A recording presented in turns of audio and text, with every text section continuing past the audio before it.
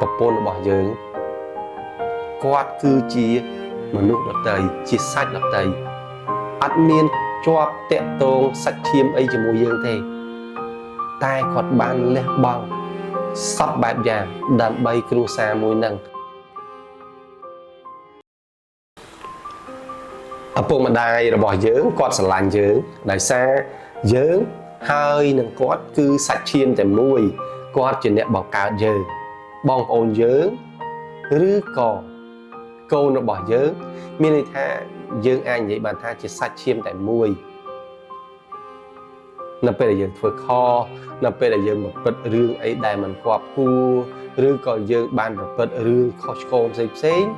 បងប្អូនយើងឪពុកម្ដាយយើងគាត់តែងតែអាចលើកលែងទោសឲ្យយើងបំភ្លេចកំហុសរបស់យើង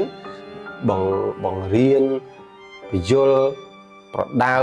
ទូលមានផ្សេងដើម្បីឲ្យយើងដើរនៅក្នុងផ្លូវមួយដ៏ត្រឹមត្រូវមានអត់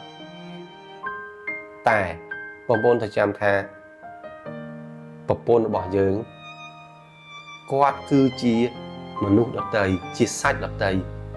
អត់មានជាប់តាក់ទងសាច់ឈាមអីជាមួយយើងទេតែគាត់បានលះបង់សពបែបយ៉ាងដើម្បីគ្រួសារមួយនឹងគាត់បានលះបង់សពបែបយ៉ាងដើម្បីប្តីម្នាក់ហ្នឹង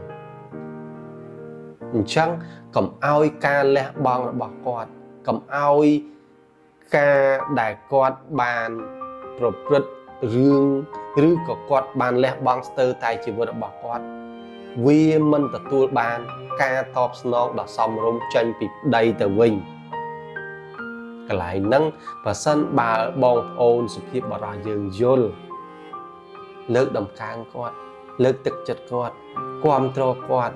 ហើយបន្តនៅក្បែរគាត់ជាខ្នងបកឯកមួយដ៏រឹងមាំសម្រាប់គាត់ខ្ញុំជឿថានៅពេលដែលយើងជាប្តីយើងយល់ពីទុក្ខលំបាករបស់គាត់យើងយល់ពីការដែលគាត់លះបង់យើងយល់ពីតម្លៃដែលគាត់បាន